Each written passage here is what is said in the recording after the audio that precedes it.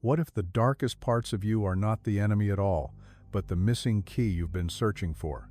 Carl Jung once said, "Until you make the unconscious conscious, it will direct your life and you will call it fate."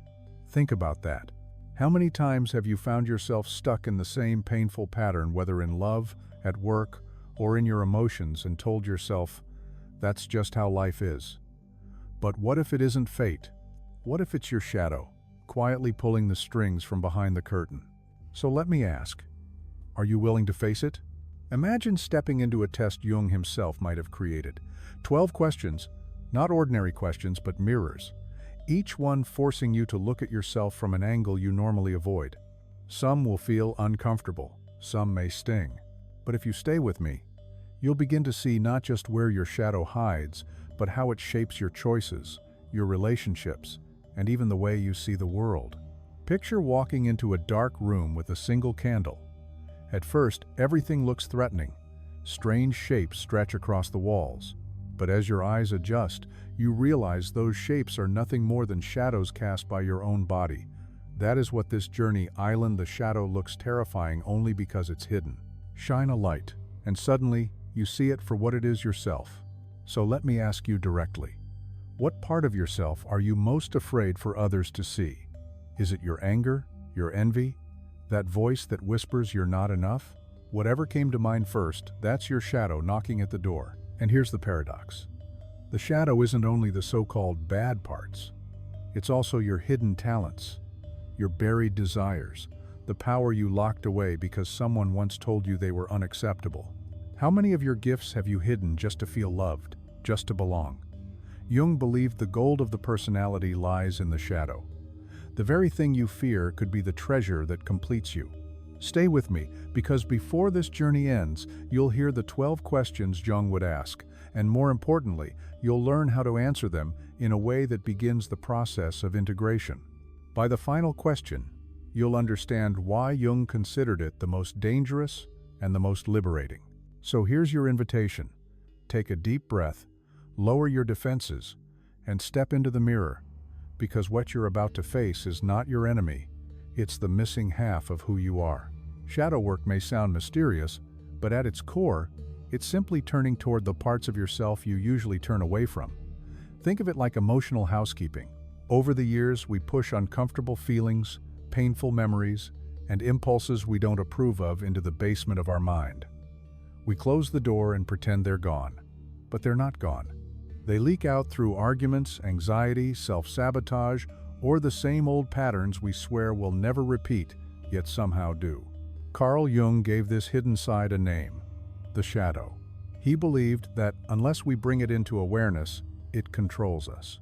And here's the tricky part, you often don't realize it's happening. You think, that's just who I am. That's just life. But it isn't fate. It's programming. Old wounds, forgotten fears, denied desires, these live in the shadow, waiting for you to notice them. Why does this matter so much now, in our time? Because modern life feeds the shadow every day. Social media urges us to polish the perfect persona, the mask we show the world, while burying anything that doesn't fit the highlight reel.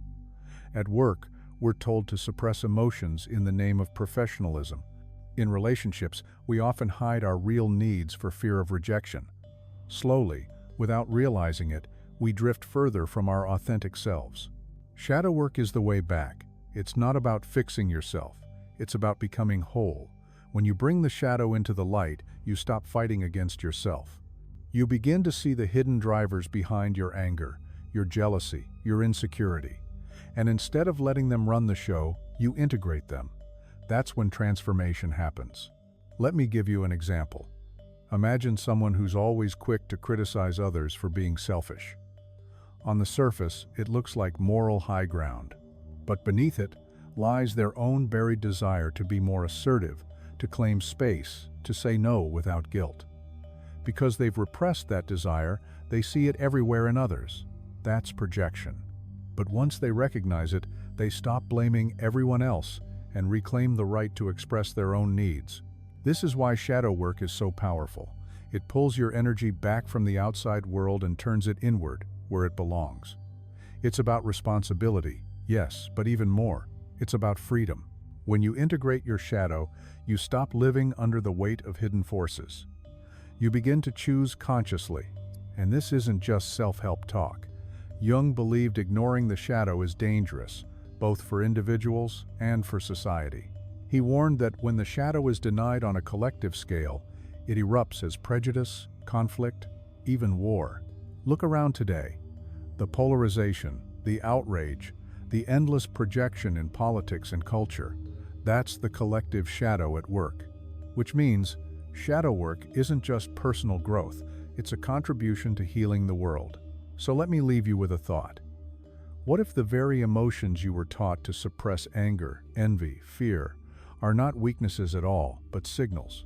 What if the parts of yourself you've rejected carry the very lessons you most need? This is why we're here. Not to run away from the shadow, but to face it with courage. Because wholeness isn't found in perfection. It's found in embracing every part of who you are. And as we move forward, I want to share with you a story, a symbol that has haunted humanity for centuries, and still speaks the truth of the shadow today. It shows us why the parts we fear most are often the ones we need the most. Since the beginning of time, humans have told stories about shadows. One of the most haunting is the myth of the Minotaur, a half-man, half-beast trapped in a dark labyrinth. To the people of Athens, the Minotaur was a monster to be feared, an enemy to be destroyed. But through a Jungian lens, this monster is more than just a myth. The labyrinth is the unconscious mind. With its winding corridors and hidden corners are ways of dodging truth, building walls, and losing ourselves in distraction. And the Minotaur? That's the shadow itself. The part of us we've denied for so long that it has grown strange, frightening, and powerful. Yet here's the paradox. The hero Theseus cannot become whole without entering the labyrinth and facing the Minotaur.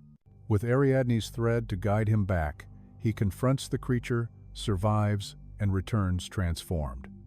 That journey mirrors the path of shadow work. Now let's bring this into modern life.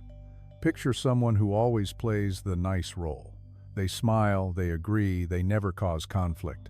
Everyone admires how easygoing they are. But beneath that mask, resentment grows. They feel invisible, overlooked, exhausted from saying yes when every part of them wants to say no. That is their Minotaur.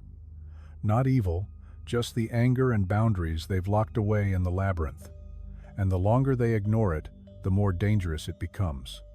Maybe it bursts out in sudden explosions. Maybe it seeps slowly, poisoning their relationships.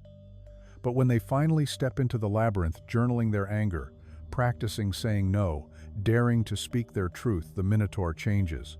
They emerge stronger, freer, and more whole. This is why myths endure. They aren't just old stories, they are psychological maps. Jung believed myths and dreams are the language of the unconscious.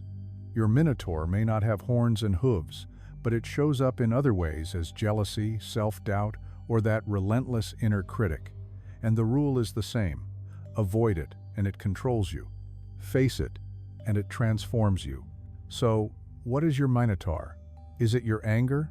Your ambition that you were told is too much? Your tenderness that you were shamed for showing? The labyrinth is different for each of us, but the path through it is always the same: courage, awareness, and integration. Here's the key. Shadow work is not about slaying the Minotaur, it's about understanding it. Theseus had Ariadne's thread to guide him back. In our lives, that thread is awareness through journaling, reflection, therapy, or honest conversations. Without it, we risk getting lost in self-criticism. With it, we can venture in, meet our shadow, and return safely with treasure in hand. And what is that treasure?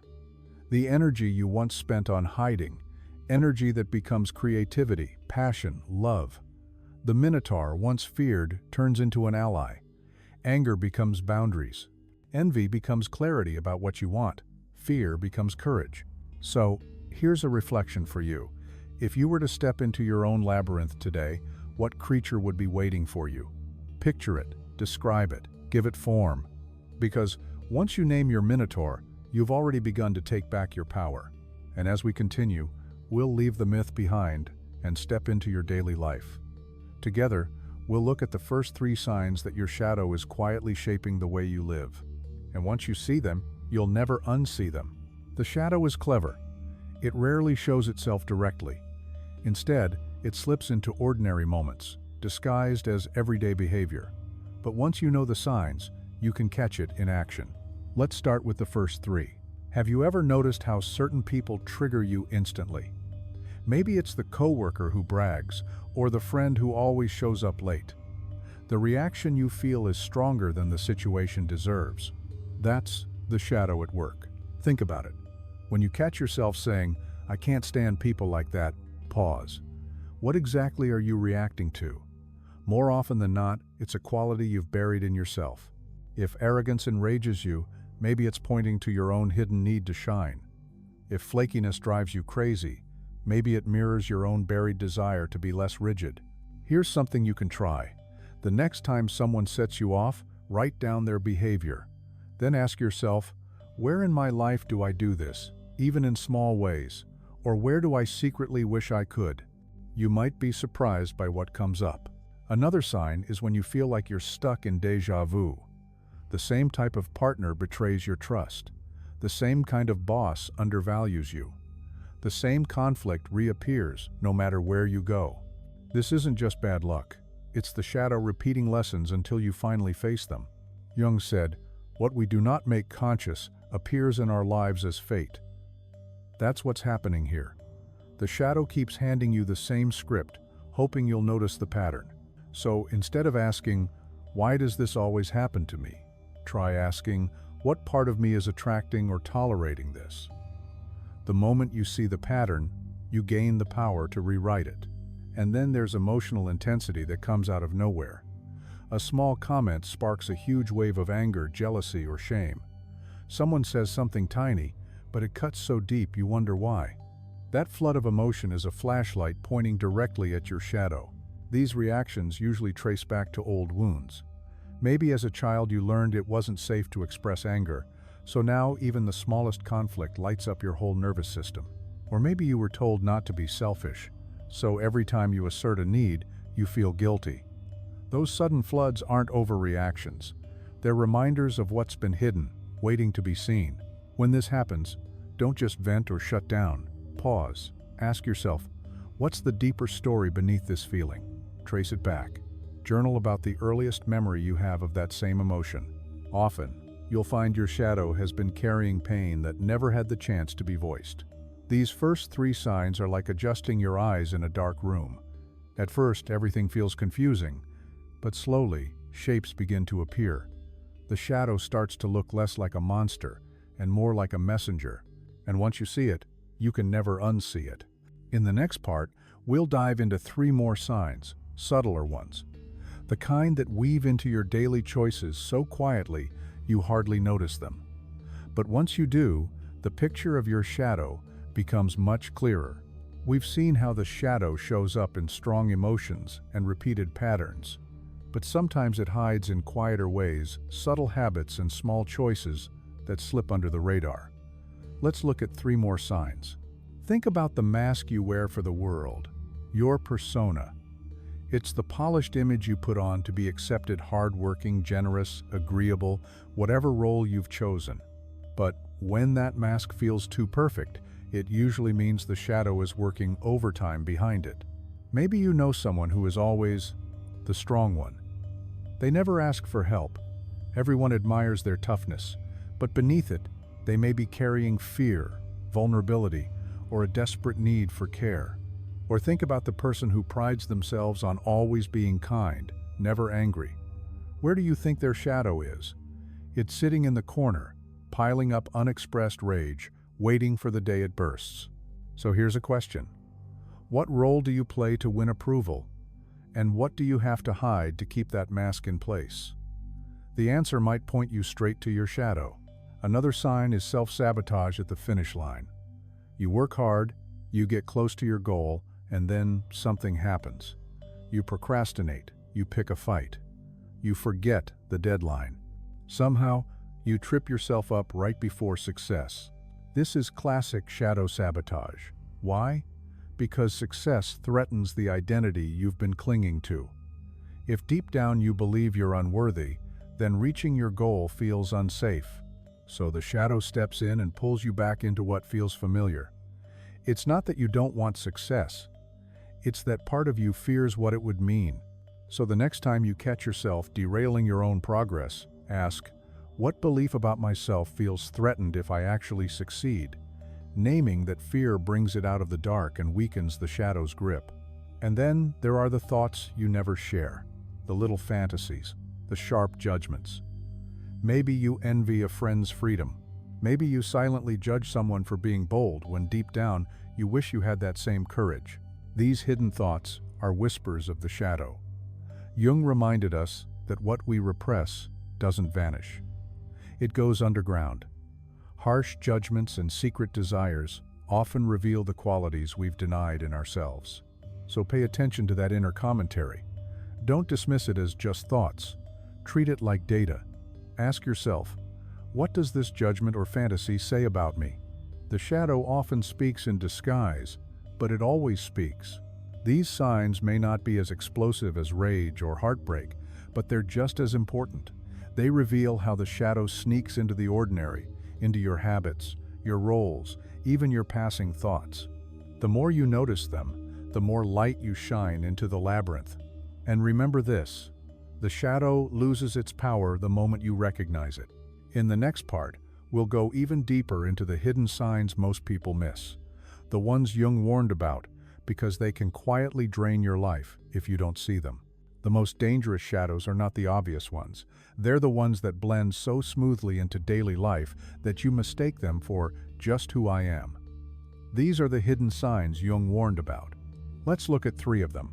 Some people carry a constant sense of not being enough. Even when they succeed, they feel undeserving. Even when praised, they brush it off. That steady undercurrent of guilt or shame is often the shadow whispering from below. Why does it happen? Because somewhere along the way, parts of the self were labeled as bad or unworthy. Instead of being expressed, they were buried. Over time, that buried judgment becomes a background soundtrack of self-criticism. So the next time guilt or shame shows up, pause. Instead of asking, "What's wrong with me?" try asking, "Whose voice is this? Where did I first learn I wasn't enough?" You may discover it isn't your voice at all. It's conditioning you absorbed long ago, and recognizing that loosens the shadow's hold. Another sign shows up as exhaustion. Not the kind a good night's sleep can fix, but a deep, draining fatigue. You lose motivation for things you once loved. No matter how much you rest, you feel depleted. This can happen when you spend huge amounts of energy suppressing emotions. Think about holding a beach ball underwater all day. That's what it's like to push down anger, fear, or desire. The effort to keep it hidden drains your life force. The result is burnout that no vacation can cure. So notice where you feel the most tired. Is it at work? In your relationships? In your creativity? Ask yourself, what part of me am I pushing down here? Often, the exhaustion doesn't come from doing too much, but from hiding too much. And then there's a subtle one. The inner saboteur disguised as morality. Sometimes the shadow hides behind rules that sound noble. You might tell yourself, "I must always be humble," but really, it's the shadow keeping you small. Or, "I must never show anger," when in fact that rule is cutting you off from healthy boundaries. This is how the shadow masquerades as virtue. You think you're being good, but you're really obeying an unconscious script that blocks authenticity.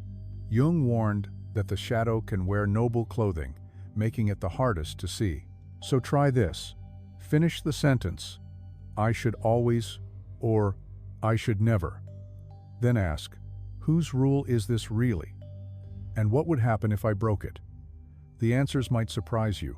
These deeper signs are subtle, but once you see them, you can't unsee them. Chronic guilt, drained energy, rigid rules, all are signals pointing to parts of you that were exiled. Bringing them back isn't weakness, it's freedom. Because here's the truth. The shadow isn't just darkness, it's power disguised. And when you free that power, life expands in ways you never imagined.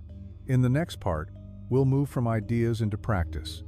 I'll share exercises and journaling tools, ways to give your shadow a voice, so it doesn't have to sneak through sabotage and exhaustion.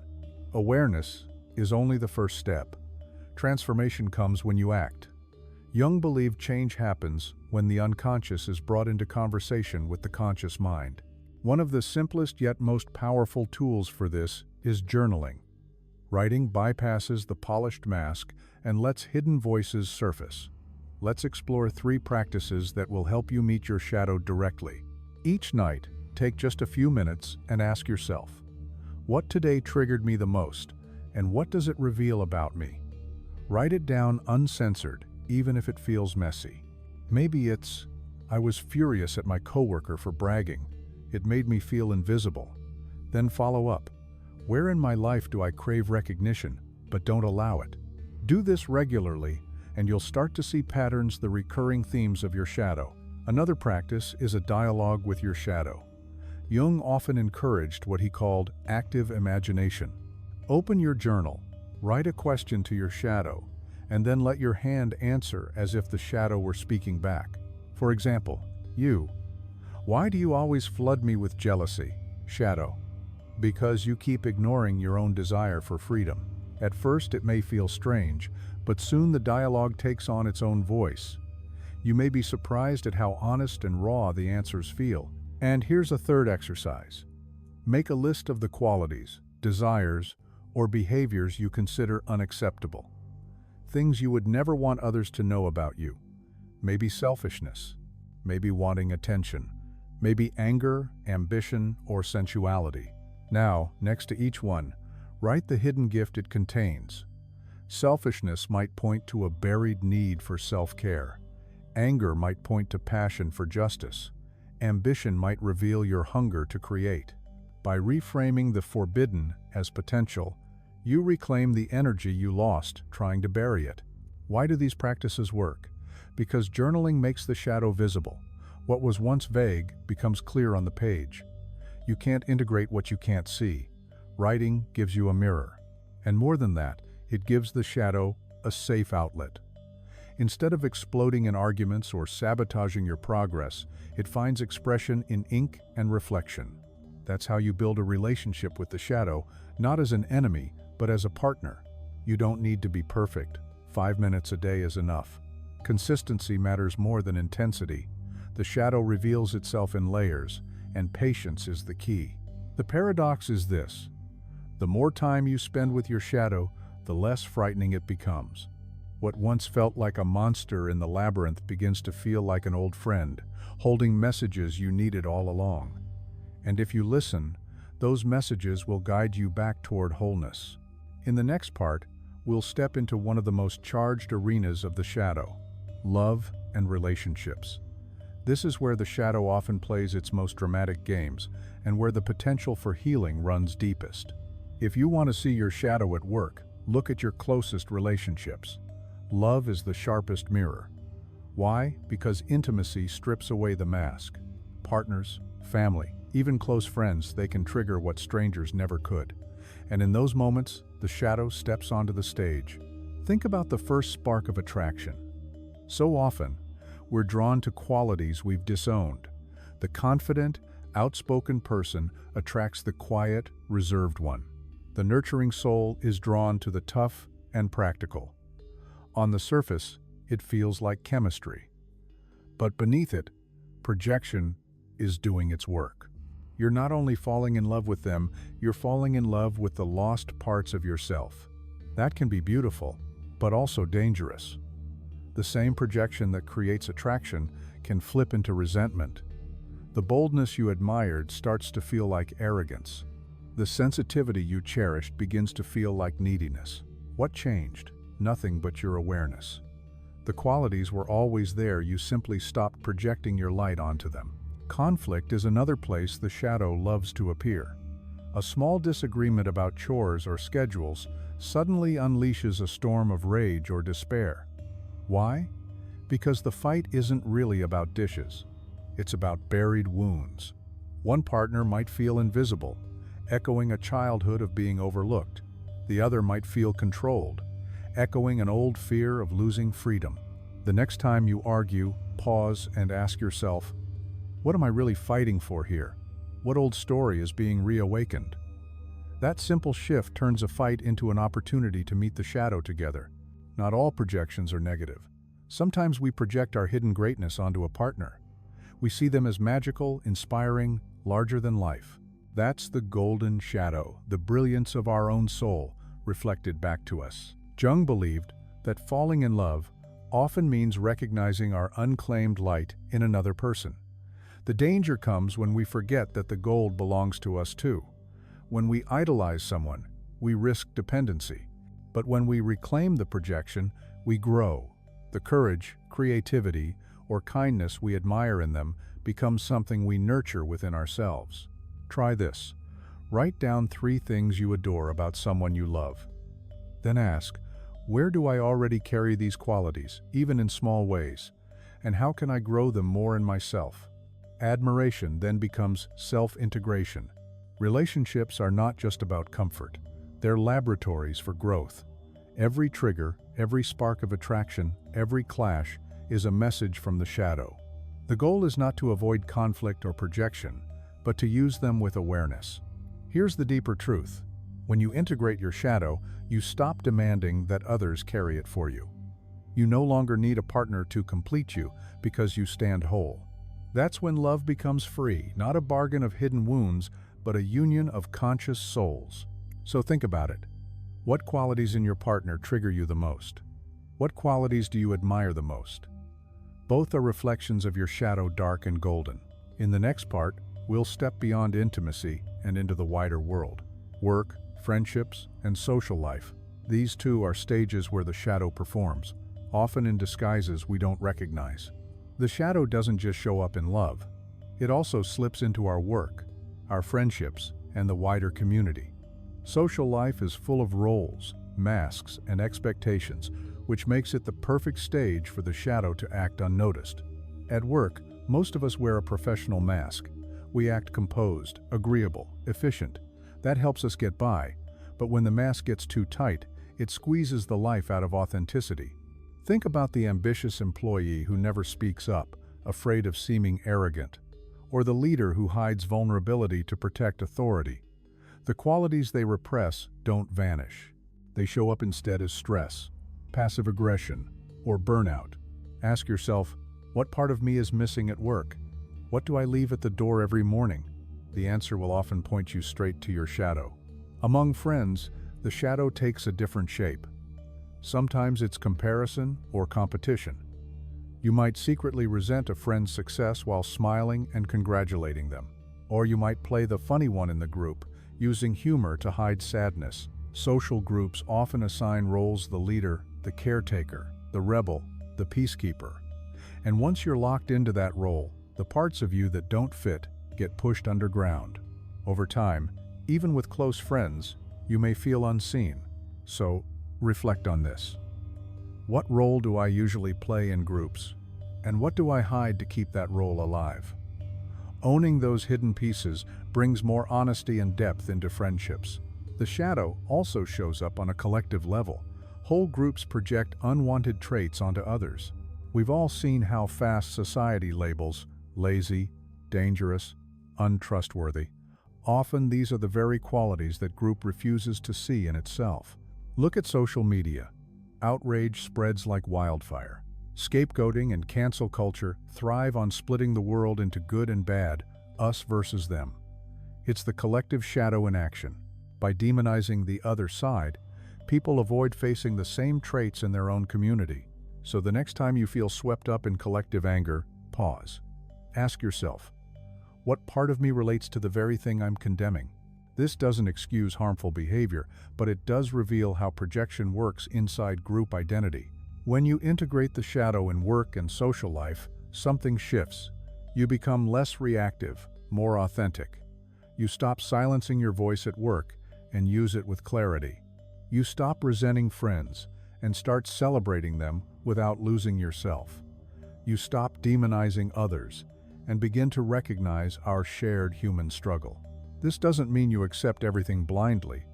It means you act from awareness instead of projection. And that, Jung believed, is the foundation of a healthier society. So let me ask you, in your workplace, your friendships, even on your social media feed, where do you feel the most reactive? Where do you feel unseen? Those are the places where your shadow is speaking the loudest. In the next part, we'll step into one of the trickiest arenas of all, spirituality. Because here, the shadow often hides in plain sight, disguised as light. Spirituality can open doors to healing, but Jung warned that it can also become a hiding place, a way to avoid the very work we most need to do. Modern psychology has a word for this: spiritual bypassing. It happens when we use beliefs or practices to escape emotional pain instead of facing it. And here's the twist: the shadow often hides behind the brightest light.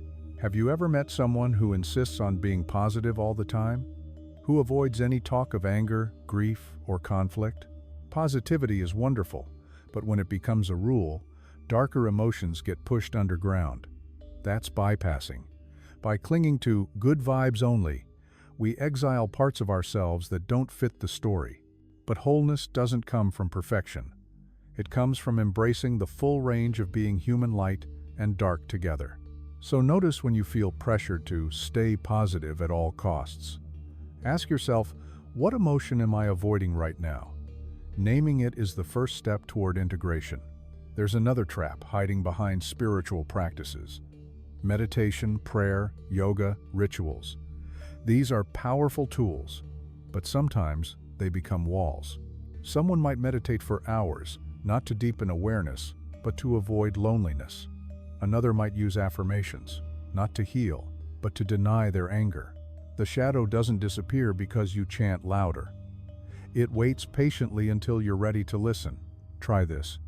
After your practice, sit with one question: what feeling did I avoid during this time? If anger, grief, or fear shows up under the calm, you've just met your shadow. And then there's the trap of inflated identity. This is when spiritual growth turns into superiority. You might hear, "I'm more evolved than others," or sense pride in being the most awakened in the room. But that's just the ego in sacred robes. The shadow hides here as arrogance, disguised as enlightenment. Jung saw this often: people chasing mystical experiences while neglecting their personal wounds. The result wasn't transformation, but inflation, a swollen ego that blocks true wholeness. Whenever you feel spiritually superior, flip the mirror. Ask yourself, what part of me still feels insecure or unseen? Most often, superiority is just a mask for old wounds. True spirituality doesn't erase the shadow, it embraces it. Many traditions speak of descent before ascent, the dark night before the dawn, the underworld before rebirth. Shadow work is that descent. It roots the light so it becomes real. When you acknowledge the shadow in your practice, meditation becomes deeper, prayer becomes more honest, rituals become more transformative. Without shadow work, spirituality risks becoming performance. With it, spirituality becomes a path to wholeness. So ask yourself, am I using spirituality to connect or to escape? The answer reveals whether your path is guiding you toward integration or simply building a prettier mask. In the next part, we'll explore Jung's deeper philosophy, how the shadow doesn't just belong to individuals, but also to humanity as a whole. Seeing this bigger picture might change the way you see the world itself. Up to this point, we've looked at the shadow in personal life, your triggers, your patterns, your relationships. But Jung also saw something much bigger. He believed the unconscious isn't only individual, it's collective. Beneath our personal stories lies a shared field of archetypes, myths, and energies. And within that field lives the collective shadow.